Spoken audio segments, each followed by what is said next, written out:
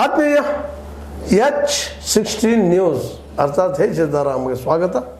ನಾನು ನಿಮ್ಮವ MI ಅದು ಮಲ್ಲಪ್ಪ ಜೋತಾರ. ಆದ್ಮೇಲೆ ಇವತ್ತು ಒಂದು ವಿಶೇಷ, ಅದರಲ್ಲೂ ವಿಶೇಷ ಸೀರೆ ಮತ್ತು ಧೋತ್ರ ಕುರಿತಾಗಿ, ಮುಖ್ಯವಾಗಿ ಸೀರೆ ಕುರಿತಾಗಿ. ಇದು ಯಾಕಂದ್ರೆ ಈ ದೇಶದ ಲಕ್ಷಣ, ಈ ದೇಶದ ಸಂಸ್ಕೃತಿ, ಈ ದೇಶದ ನಾಗರಿಕತೆ, ಈ ದೇಶದ ಬೆಳವಣಿಗೆ ಇನ್ನೇನು ಏನೋ ಎಷ್ಟು ಹೇಳಿದ್ರು ಕಡಿಮೆ. ಅದು ಅದರೊಂದಿಗೆಲ್ಲ ಈ ನಮ್ಮ ಭಾರತೀಯ ಪರಂಪರೆಯೊಂದಿಗೆಲ್ಲ ಸೀರೆ ಮತ್ತು ಧೋತ್ರ ಭಾಳಷ್ಟಲ್ಲ ನಿರಂತರವಾಗಿ ನಮ್ಮೊಂದಿಗಿದ್ದಾವೆ. ಅದ್ರ ಮೇಲೆ ಒಂದಿಷ್ಟು ಏನೋ ಚರ್ಚೆ ಮಾಡಬೇಕು. ಏನು ಇದರ ಯಾವಾಗ ಎಂತ ಇದ್ರದ್ದು ಏನು ಮಹಿಮೆ, ಮತ್ತು ಜನರಿಗೆ ಅದರಲ್ಲೂ ಹೆಣ್ಣುಮಕ್ಕಳು ಸೀರೆ ಉಟ್ಟರೆ ಅದೊಂದು ಗಂಭೀರತೆ ಬರುವಂಥದ್ದು ದೃಶ್ಯದಲ್ಲ. ಅದು ಯಾಕೆ ಹೆಂಗೆ ಬರ್ತದೆ, ಏನು ಆ ಸೀರೆ ಇಲ್ಲದ ಒಂದು ಸ್ವಲ್ಪ ನೋಡೋಣ. ಸೀರೆ ಬದಲಾಗಿ ನಮ್ಮ ಮಿತ್ರರು, ನಮ್ಮ ಈಶ್ವರಚಂದ್ರ ಬೆಟಗೇರಿ ಅವರು ಸೀರೆ ಉಡುಗಳು ನಿಮ್ಗೆ ತಗೊಳ್ಳಿಕ್ಕೆ ತಯಾರಾಗಿದ್ದಾರೆ. ಅದಕ್ಕೆ ಅವ್ರು ಮೊದಲದಾಗೆ ತಾವು ಈ ಸೀರೆ ಬದಲಾಗಿ ಸೀರೆ ಉಟ್ಟು ಏನು ಹೇಳ್ತೀರಿ? ಹಾಂ ಸರ್, ಭಾರತೀಯ ಸಂಪ್ರದಾಯದ ಶ್ರೇಷ್ಠ ಉಡುಗೆ ಅಂತಂದ್ರೆ ರೀ ಸೀರೆ ಅಂತ ಹೇಳಿ ಸರ್, ನಾನು ಹಿಂದೊಮ್ಮೆ ಲೇಖನವನ್ನು ಬರೆದಿದ್ರಿ. ಯಾಕಂದ್ರೆ ಸರ್, ಭಾರತೀಯರು ಅಂದಾಕ್ಷರ ಸರ ಅಲ್ಲಿ ಒಂದು ಸಂಸ್ಕೃತಿಯ ಒಂದು ಪ್ರತೀಕವಾಗಿ ಒಂದು ಗೌರವ ಹೊರತೈತೆ ರೀ. ಎತ್ತ ನಾರ್ಯಸ್ತು ಪೂಜ್ಯಂತು ತತ್ ದೇವತಾ ಅಂತ ಇರ್ತಾರೆ ಅಂತ ಹೇಳಿ, ಎಲ್ಲಿ ನಾರಿಯರು ಪೂಜಿಸಲ್ಪಡುತ್ತಾರೋ ಅಲ್ಲಿ ದೇವತೆಗಳು ವಾಸ ಮಾಡ್ತಾರೆ ಅಂತ ಹೇಳ್ತಾರೆ. ಆ ದೃಷ್ಟಿಯಲ್ಲಿ ಸರ್, ನಮ್ಮ ಭಾರತೀಯ ಸಂಪ್ರದಾಯಗಳ ಸೀರೆಗೆ ನೋಡಿ ದೇವಾನು ದೇವತೆಗಳನ್ನು ಹಿಡ್ಕೊಂಡ್ರಿ ಇವತ್ತಿನ ಸಾಮಾನ್ಯ ನಾರಿಯರು ಕೂಡ ರೀ ಸೀರೆ ಅಂದ ಕೂಡಲೇ ಒಂಥರ ಪುಳಕಿತರಾಗ್ತಾರೆ ರೀ. ಆ ದೃಷ್ಟಿಯಲ್ಲಿ ಒಂದು ಹೊಸದಿಗಂತ ರೀ, ಅದು ಏಪ್ರಿಲ್ 2017ರಾಗ ಒಂದು ಸೀರೆ ಉಡಿಸಲೇ ನನಗೆ ಅಂಥೇಳಿ ಒಂದು ಪ್ರಸನ್ನ ಚೆಕ್ ಮಾಡಿ ಅವ್ರದ್ದು ಆರ್ಟಿಕಲ್ ಬರೆದ್ರಿ. ಇದನ್ನಂದರೆ ಸರ್, ಇದ್ರಾಗ ಹೇಳ್ತಾರೆ, ಸೀರೆ ಎಂಬ ನುಡಿ ಕಿವಿಗೆ ಬಿದ್ದರೆ ಸಾಕ್ರಿ, ಯಾವುದೇ ನೇರೆಯ ಕಿವಿಯು ಒಂದು ಕ್ಷಣ ಚುರುಕಾಗಿ ಬಿಡುತ್ತದೆ. ಯಾಕೆಂದರೆ ಮಹಿಳೆಯರ ಬದುಕಿನಲ್ಲಿ ಸೀರೆಗೆ ವಿಶಿಷ್ಟವಾದ ಒಂದು ಸ್ಥಾನ ಇದೆ ರೀ. ಸೀರೆಯನ್ನುಟ್ಟು ನೀರಿಗೆ ಚಿಮ್ಮುತ್ತ ಸಾಗುವ ನೀರಿಯ ಸೊಬಗೇ ಬೇರೆ. ಮಹಿಳೆಯರಿಗಂತೂ ಸೀರೆ ಬಗ್ಗೆ ಎಷ್ಟು ಮಾತನಾಡಿದರೂ ಕಡಿಮೆ, ಸೀರೆಯನ್ನು ಎಷ್ಟು ನೋಡಿದರೂ ಸಾಲದು. ಜವಳಿ ಮಳಿಗೆಗಳಲ್ಲಿ ಸೀರೆ ಆಯ್ಕೆ ಹೋಗುವ ನಾರಿಯರಂತೂ ಯಾವುದನ್ನು ಆರಿಸಬೇಕು, ಯಾವುದನ್ನು ಬಿಡಬೇಕು ಅನ್ನುವಂತಾರೆ ಪೇಚಾರದೊಳಗೆ ಸಿಗಿ ಅವ್ರಿಗೆ ಒಂದು ನೋಡುಗರಿಗೆ ನಗಿ ತರಿಸ್ತದೆ ರೀ. ಹುಡುಗಿ ದೊಡ್ಡವಳಾದಾಗ ಲಂಗ ದಾವಣಿಗೆ ಹೋಗಿ ಸೀರೆಗೆ ಬಡ್ತಿ ಹೊಂದು ಅಂತಾರೆ. ನಮ್ಮ ದೇಶದಲ್ಲಿ ಸಾಗಿ ಬಂದಂಥ ಇದೊಂದು ಪರಂಪರೆ. ಇಂದು ಸೀರೆ ಬದಲು ಚೂಡಿದಾರ ಸೇರಿದಂತೆ ಹಲವಾರು ಪರ್ಯಾಯಗಳ ಬಂದಿರ್ಬೋದು ರೀ. ಆದ್ರೆ ಸೀರೆಗೆ ಸೀರೆಯ ಸಾಟಿ ಅಂತಾರೆ ರೀ. ಸೀರೆಗೆ ತನ್ನದೇ ಆದ ಒಂದು ಸೊಬಗು ರೀ, ಅಂದ, ಚಂದ, ಗಾಂಭೀರ್ಯ, ಗೌರವಗಳು ಇದ್ದು ಇದನ್ನು ಕಡೆಗಣಿಸಲು ಸಾಧ್ಯವೇ ಇಲ್ಲ ಅಂದ. ಮನೆಗಳಲ್ಲಿ ಪುಟ್ಟ ಹೆಣ್ಣು ಮಕ್ಕಳು ಕೂಡ ರೀ ಈ ಅಮ್ಮನ ಅಥವಾ ಅಕ್ಕನ ಸೀರೆಯನ್ನು ಉಟ್ಟು ನಲಿಯುವುದನ್ನು ಕಾಡ್ತಾರೆ ರೀ. ಮೊದಲ ಬಾರಿಗೆ ಸೀರೆಯನ್ನು ನೋಡುವಂಥ ಹೆಣ್ಣು ಮಕ್ಕಳ ಸಂಭ್ರಮ ಅದೊಂದು ದಿವ್ಯಾನುಭೂತಿ, ಅಂದರೆ ಒಮ್ಮೊಮ್ಮೆ ನಗೆಪಾಟ್ಲಾಗ್ತದೆ ರೀ. ಈಗ ಹಾಂ ರೀ, ನೀವು ಸೀರೆ ಹಾಂ ರೀ ಏನೇನು ಖುಷಿ ಕೊಡ್ತದ, ಬದುಕಿಗೆ ಏನೇನು ಅನಿಸ್ತದ ಅನ್ನೋ ಮಾತಾಡ್ತಾ ಇದ್ದೀರಿ. ಹೌದು. ಈ ಸೀರೆ ಬಗ್ಗೆ ಒಂದಿಷ್ಟು ನೀವು ಇತಿಹಾಸಕ್ಕೆ ಹೋದಾಗ ಯಾವ ಸಮಯದಲ್ಲಿ ಆರಂಭ ಆಯಿತು ಸೀರೆ ಉಡುವಂಥ ಪದ್ಧತಿಗಳು, ಏನು ಎಂತು ಸರ್, ನಿಮಗೆ ಮಾಹಿತಿ ಇದ್ರೆ? ತಮ್ಮ ಇದು ಕಲ್ಪನೆಗೆ ಗೊತ್ತಿದೆ ಸರ್, ಶಿಲಾಯುಗದ ಕಾಲದಿಂದಲೂ ಕೂಡ ಸರ್ ಈ ಶರೀರವನ್ನು ಮರೆ ಮಾಡುವ ಸಲುವಾಗಿ ಆಗ ಸೀರೆಯಂತೆ ಇರಲಿಲ್ಲ ರೀ. ನಮ್ಮ ಮರದ ತೊಗಟನ್ನು ಕೂಡ ಮರೆ ಮಾಡಿಕೊಂಡು ಅದು ಸೀರೆಯಂತೆ ಅಂಗಾಂಗಗಳನ್ನು ಕಾಣಬಾರ್ದು ರೀ. ಈಗ ಸೀರೆ ಒಳಗೆ ನೋಡಿ ಸರ್, ಎಲ್ಲ ಅಂಗಾಂಗಗಳು ಏನು ಹೆಂಗಂತಂದ್ರೆ ವ್ಯವಸ್ಥಿತ ರೀತಿಯಿಂದ ಅವರು ಈ ಥರ ಸಂಭ್ರಮಿಸ್ತಾವೆ ರೀ. ಈ ಸೀರೆ ಉಟ್ಟಾಗ ರೀ ಏನಂತಂದ್ರೆ ರೀ, ಅಲ್ಲಿ ಹೆಂಗೆ ಇದಾಗತ್ತಂದ್ರೆ ಪ್ರತಿಯೊಬ್ಬ ಸೀರೆ ಉಡೋಲ್ಲಿ ರೀ ಹೆಣ್ಣು ಮಕ್ಕಳು ತಮಗೆ ಹೆಂಗೆ ಅನುಕೂಲ ಆಗುವಂಗೆ ಸೀರೆಯನ್ನು ಉಟ್ಟರೂ ಕೂಡ ರೀ ಅಂಗಾಂಗಗಳ ಪ್ರದರ್ಶನ ಆಗೋದಿಲ್ಲ ರೀ. ಈಗ ಅಡುಗೆ ಮಾಡೋಕ್ಕೆ ಬರೋದಿಲ್ಲ ಅಂತೇಳಿ ಯಾರು ಬೇಕಾದರೂ ಹೇಳ್ಬೋದು. ಆದರೆ ಯಾರೇ ಹೆಣ್ಮಕ್ಳು ನನಗೆ ಸೀರೆ ಉಡೋಕೆ ಬರೋಂಗಿಲ್ಲ ಅಂತ ಅನ್ನಕ್ಕೆ ಬರೋಂಗಿಲ್ಲ ರೀ. ಯಾಕಂದರೆ ಯಾಕೆ ಅನ್ನಕ್ಕೆ ಬರೋದಿಲ್ಲ, ಸೀರೆಯನ್ನು ಬಿಟ್ಟು ಬದುಕಲಿಕ್ಕೆ ಸಾಧ್ಯ ಇಲ್ಲ ಏನು ಇಲ್ಲಿ ಮಕ್ಕಳಿಗೆ. ಯಾಕಂದ್ರೆ ಸರ್, ಸೀರೆಯಲ್ಲಿ ಏನೈತೆ ಅಂದ್ರೆ ಪ್ರತಿಯೊಂದನ್ನು ಮುಚ್ಚಿಕೊಳ್ಳುವಂಥ ಒಂದು ಸಾಮರ್ಥ್ಯ ಇದೆ ರೀ. ನೋಡಿ ಸರ್, ಸೀರೆಯನ್ನು ನೋಡಿದ ಕ್ಷಣ ರೀ ಅದೇನು ಒಂದು ಉದ್ದವಾದ ಒಂದು 5 ಮೀಟರ್ ಅಂತ ಒಂದು ಬಟ್ಟೆ, ಅದಕ್ಕೊಂದು ನೋವು ಅಂತ ಹೇಳ್ತಾರೆ, 7 ವಾರಿ ಸೀರೆ ಅಂತ ಹೇಳ್ತಾರೆ. ಮೊದಲು ಇಲ್ಲಿ ನಮ್ಮ ರಬಕ ಬೆನಿಟಿಂದ ಸೀರೆಗಳು ಸಾಕಷ್ಟು ಇಳಕಲ್ ಸೀರೆ ಅಂತ, ಆದ್ರೆ ಇಳಕಲ್ ಸೀರೆ ದೊಡ್ಡ ಹಾಡನೋ ಒಂದು ಪ್ರಸಿದ್ಧ ಆಗಿಬಿಡುದು, ಇಳಕಲ್ ಸೀರೆ ಉಟ್ಕೊಂಡು ಅಂತ ಹೇಳಿ. ಅಂದ್ರೆ ಇದು ಹೇಳುವಂಥ ಉದ್ದೇಶ ಏನಪ್ಪ ಅಂತಂದ್ರೆ, ಇವತ್ತು ಸೀರೆಗಳು ಬದಲಾವಣೆ ಆಗ್ತಾ ಇದ್ದಾವೇನೋ ಅಂತೇಳಿ ನಿಜ. ಪರಿವರ್ತನೆ ಆಗ್ತಾ ಇದೆ ಅಂತ. ಯಾಕಂದ್ರೆ ಮೊನ್ನೆ ರಬಕೆ ಬನಟ್ಟಿಯಲ್ಲೇ ಸೀರೆಗಳು ಮಾರಾಟ ಆಗಿಲ್ಲ ಅಂತ ಹೆಚ್ಚು 50 ಕೋಟಿ ರೂಪಾಯಿವರೆಗಿನ ಸೀರೆಗಳು ಸ್ಟಾಕ್ ಆಗಿ ಬಿದ್ದಿದ್ದಾವೆ ಅಂತೇಳಿ ರಿಪೋರ್ಟ್ ನೋಡಿದ್ರು. ಸರಿ, ಇದಕ್ಕೆ ಕಾಲಾಯ ತಸ್ಮೈ ನಮಃ ಅಂತ ಅನ್ಬೇಕಾಗ್ತಾರೆ.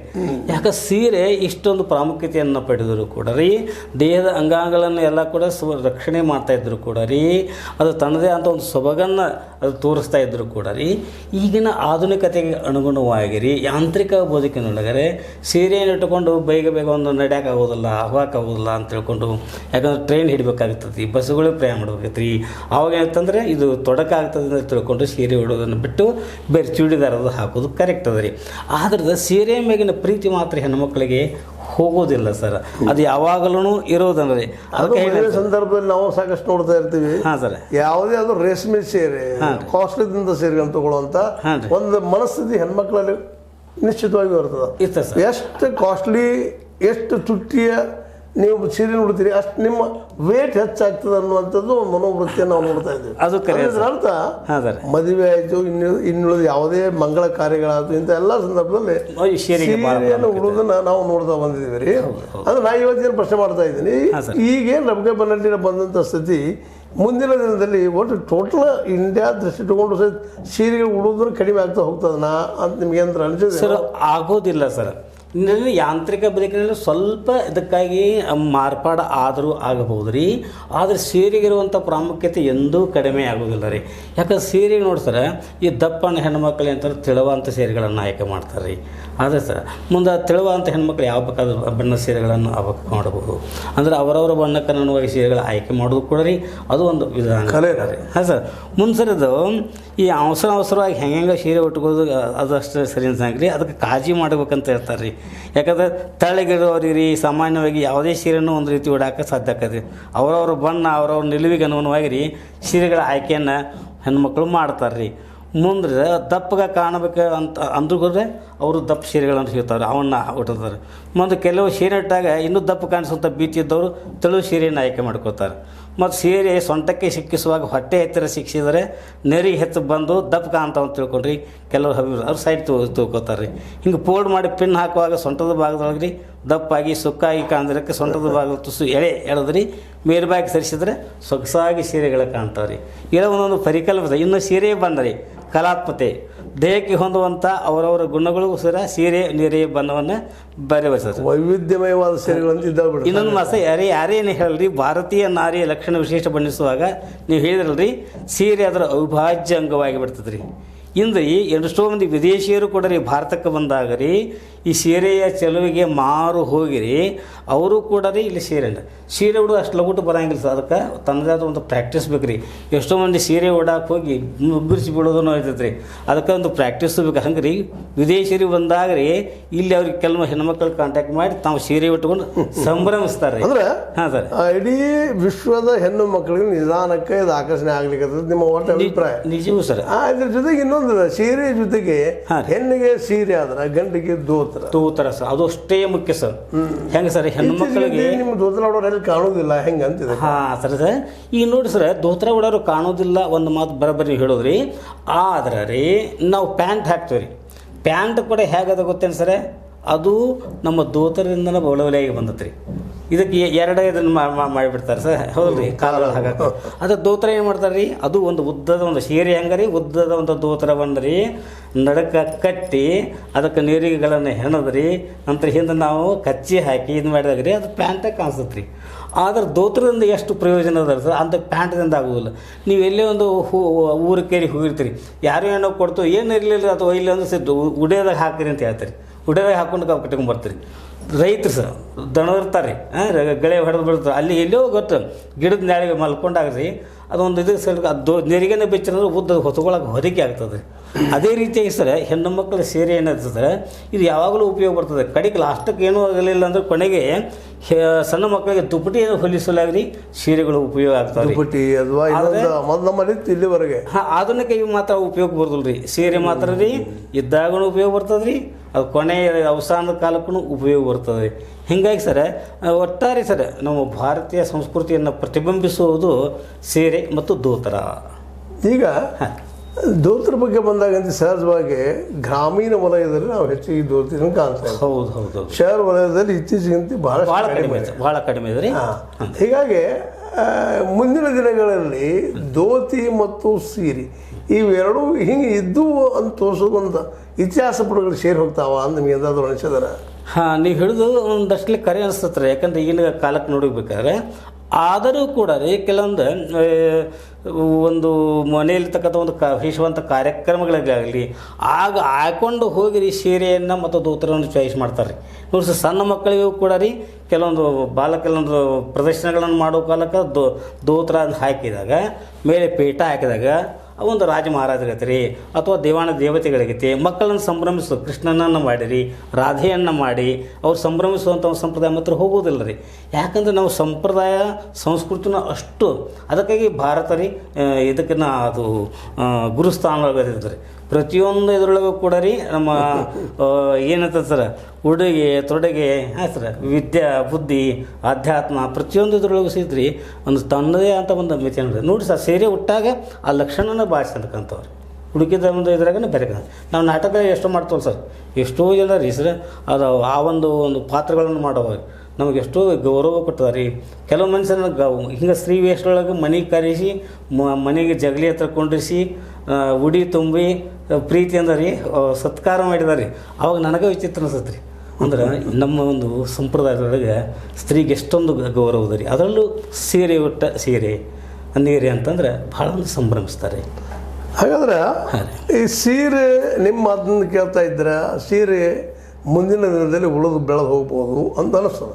ಬಟ್ ಅದೇ ಕಾಲಕ್ಕೆ ಧೋತ್ರ ಉಳಿತದ ಅಂತ ನಿಮಗೆ ಅನಿಸ್ತದೆ ಅದ್ರ ಜೊತೆಗೆ? ಸರ್, ಧೋತ್ರನೂ ಉಳಿತದ ರೀ. ಯಾಕಂದ್ರೆ ರೈತಾಪಿ ಜನರಿಗೆ ಏನಂತ ಸರ್, ಈ ರೈತಾಪಿ ಜನರು ಈಗ ಅದೇಂತ ಧೋತ್ರ ಉಡುವ ಬದಲು ಲುಂಗಿ ಅಂತ ಸುತ್ತಾರೆ ಸರ್. ಲುಂಗಿ ಅಂದ್ರೆ ರೀ ಅದು ಧೋತ್ರನ ರೀ, ಆದ್ರೆ ಅದು ಧೋತ್ರಷ್ಟು ಉದ್ದ ಇರಂಗಿಲ್ಲ ರೀ. ಆದರೆ ಅದು ತನ್ನದೇ ಅಂತ ಒಂದು ಇದರೊಳಗೆ ರೀ ಅದು ಸರಿ ಸುತ್ತೋದನ್ನ ರೀ. ಅದಕ್ಕಾದ್ರೆ ಇಷ್ಟು ಹೆಲ್ಲಿ ಬರೋದಿಲ್ಲ ಅದಕ್ಕೆ, ಯಾಕೆ ಲುಂಗಿಗೆ. ಆದರೆ ಧೋತ್ರಕ್ಕೆ ಮಾತ್ರ ತನ್ನದೇ ಅಂತ ಒಂದು ವ್ಯಾಪ್ತಿ ಇದೆ. ಸಾಂಪ್ರದಾಯಿಕ ಸರ್ ಸೀರೆ ಉಟ್ಟು ರೀ ಆರ್ತನಾದ ಮಾಡಿ ಬೀಡುವಂಥ ಒಂದು ಪರಿ ಮೊದಲಿಂದ ಬಂದ ಸರ್. ದೇವಾನ ದೇವತೆಗಳು ಸತ್ಯವಾನ ಸಾವಿತ್ರೊಳಗೆ ನಾವು ಬೇಡ್ತಿರ್ತೀವಿ ರೀ. ವರ ಕೊಡ್ತ ನಾವು ಹೆಂಗೆ ರೀ ಸೀರೆ ಸೆರಗನ್ನು ಮುಂದೆ ಮಾಡಿರಿ ಒಳಗೆ ಬೇಡ್ತಾರೆ ರೀ. ಮತ್ತಷ್ಟಲ್ರಿ ಸೀರೆಯ ಸೆರಗಿಗೆ ಎಷ್ಟೊಂದು ಮಹತ್ವದ ಅಂತ ನಿಮ್ಗೆ ಅನಿಸಿದ್ರಿ? ಭಾಳ ಮಹತ್ವ ಸರ್. ಅಂದ್ರೆ ಪಾತಿವ್ರತ್ಯ ಸಂಕೇತನ ರೀ ಸೀರೆ ರೀ. ಅಂದ್ರೆ ತನ್ನ ಒಂದು ಮುತ್ತೈದಿತನ ಕಾಕೋಬೇಕಂತಂದ್ರೆ ಕೆಲಸ ಸೇರಿ ಎಂದೂ ಅವಕ್ಕೆ ಸೆರಗನ್ನು ಕತ್ತರಿಸ್ಲಿಕ್ಕೆ ಮಾಡೋದಿಲ್ಲ ರೀ. ಒಂದು ಹೇಳ್ತಾರಲ್ಲ ಸರ್, ಆ ಬಂಡಿ ತುಂಬ ರೀ ಹಣ್ಣು ಕೊಟ್ಟರು ರಂಡಿ ತಂಡ ಸಿಗೋದಿಲ್ಲ ಅಂತ ಕೆಲವು ಮಂದಿ ಹಾಸಿ ಮಾಡ್ತಾರಲ್ಲೇ, ಹಾಗಲ್ಲ ಮುತ್ತೈದೆ ಹೆಣ್ಣುಮಕ್ಕಳು ಯಾವ ಕಾಲಕ್ಕೂ ಸೆರಗನ್ನು ಕತ್ತರಿಸ್ಲಿಕ್ಕೆ ಅವರು ಮನಸ್ಸು ಮಾಡೋಕೆ. ಯಾಕಂದರೆ ಸೆರಗಂತ ತನ್ನ ಭಾಗ್ಯದ ಸಂಕೇತ ಅಂತ ತಿಳ್ಕೊಂಡು ಸೀರೆಯನ್ನು ಭಾಳ ಸಂಭ್ರಮಿಸ್ತಾರೆ ಸರ್. ಒಟ್ಟಾರೆ ನಿಮ್ಮ ಅಭಿಪ್ರಾಯದಲ್ಲಿ ಧೋತ್ರ ಮತ್ತು ಸೀರೆ ಇವು ಮುಂದಿನ ದಿನಗಳಲ್ಲಿ ಉಳ್ಕೊಂಡು ಹೋಗ್ತದೆ ಅಂತ ನಿಮ್ಗೆ? ಭಾರತೀಯ ಸಂಪ್ರದಾಯವನ್ನು ಪ್ರತಿನಿಧಿಸುವಂಥ ಇದು ಧೋತ್ರ ಆಗಲ್ರಿ ಮತ್ತು ಸೀರೆ ಆಗಲ್ರಿ ಯಾವ ಕಾಲಕ್ಕೂ ಸರ್ ಇರತ್ತವ ರೀ. ಅವೊಂದು ಸಾಂಕೇತಿಕವಾಗಿ ಆದರೂ ಕೂಡ ರೀ ಎಲ್ಲರ ಒಂದು ಗೌರವಕ್ಕೆ ಪಾತ್ರ ಆಗ್ತಾವೆ. ಆತ್ಮೀಯರೇ, ಇಲ್ಲಿವರೆಗೆ ಸುಮ್ಮನೆ ನಿಮ್ಮ ಜೊತೆ ಒಂದಿಷ್ಟು ಚರ್ಚೆ. ಯಾಕಪ್ಪ ಅಂತಂದ್ರೆ ಸೀರೆ ಧೋತ್ರ ಇದೇನು ರೀ ಅಂತ ನಿಮ್ಗೆ ಅನಿಸಿರ್ಬೋದು. ಏನಲ್ಲ, ಇದು ನಮ್ಮ ಸಂಸ್ಕೃತಿಯ ಮತ್ತು ನಮ್ಮ ನಾಗರಿಕತೆಯ ಸಂಕೇತನೂ ಹೌದು ಮತ್ತು ಭಾರತೀಯತೆಯ ಸಂಕೇತನೂ ಹೌದು. ಅದಕ್ಕಾಗಿ ಅದ್ರ ಬಗ್ಗೆ ಒಂದು ಸುಮ್ಮನೆ ನಿಮ್ಮ ಜೊತೆ ಚರ್ಚೆ ಮಾಡಿ ಇದ್ರ ಬಗ್ಗೆ ಇನ್ನಷ್ಟು ನೀವು ಚರ್ಚೆ ಮಾಡಲಿ. ಸೀರೆಗಳ ಬಗ್ಗೆ, ಅದರ ವೈವಿಧ್ಯತೆಗಳ ಬಗ್ಗೆ, ವಿನ್ಯಾಸಗಳ ಬಗ್ಗೆ ನಮ್ಮದು ನೀವು ಮಾತಾಡುವಂತಾಗಲಿ. ಜೊತೆಗೆ ನೀವು ಸಹ ಈ ಸೀರೆ ಮತ್ತು ಧೋತ್ರವನ್ನು ಇನ್ನಷ್ಟು ಪ್ರೀತಿಸುವಂತಾಗಲಿ. ಮತ್ತು ನಮ್ಮ ದೇಶದ ನಮ್ಮ ಜನರ ಮಾನ ಮರ್ಯಾದೆಯನ್ನು ಎತ್ತಿಡುವಂಥದ್ದು ಭಾಳ ಮಹತ್ವದಿದ್ದು. ಯಾಕಂತಂದ್ರೆ ಮಾನ ಮರ್ಯಾದೆ ಅಂತ ಹೇಳೋದಪ್ಪ ಅಂದ್ರೆ ಒಬ್ಬ ವ್ಯಕ್ತಿಯ ಒಂದು ವ್ಯಕ್ತಿತ್ವದ ಸಂಕೇತ ಆಗ್ತದೆ. ಅದನ್ನು ಉಳಿಸುವಲ್ಲೇ ಇವೆರಡು ಭಾಳ ಪ್ರಮುಖ ಪಾತ್ರ ಮಾಡಿ ಇತಿಹಾಸ ತುಂಬ ಮತ್ತು ಇವತ್ತು ವರ್ತಮಾನದಲ್ಲೇ ಇನ್ನು ಫ್ಯೂಚರ್ ಇನ್ನು ಭವಿಷ್ಯತ್ ಕಾಲದಲ್ಲೂ ಸಹಿತ ಇವು ಉಳಿಯುವಂಥವು ಮತ್ತು ನಮ್ಮ ಸಂಸ್ಕೃತಿಯನ್ನು ಬೆಳೆಸ್ಕೊಂಡು ಹೋಗುವಂಥವು ಅಂತ ಹೇಳ್ತಾ ನಾವು ಸೀರೆ ಬಗ್ಗೆ ಒಂದಿಷ್ಟು ಮಾಹಿತಿ ಕೊಟ್ಟಿದ್ದಕ್ಕಾಗಿ ಜೊತೆಗೆ ಚರ್ಚಿಸೋಕ್ಕಾಗಿ ನಿಮಗೆ ಧನ್ಯವಾದ ಹೇಳ್ತಾ H16 ನ್ಯೂಸ್ ಅರ್ಥಾತ್ ಹೇ ಸೀತಾರಾಮ್ ಸತ್ಯದ ಕೈಗಂಡಿ ವಂದನೆಗಳು.